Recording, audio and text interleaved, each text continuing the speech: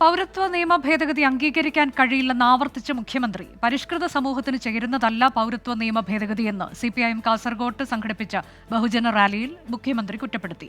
മതനിരപേക്ഷ രാഷ്ട്രത്തെ RSS മതരാഷ്ട്രമാക്കാൻ ശ്രമിക്കുന്നുവെന്നും മുഖ്യമന്ത്രി വിമർശിച്ചു.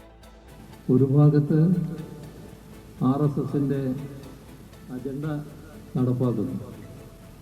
RSSന്റെ അജണ്ട എന്താണെന്ന് മതനിരപേക്ഷ ചിന്താഗതിക്കാർക്കെല്ലാം നല്ലതുപോലെ വ്യക്തതയുള്ളതാണ്.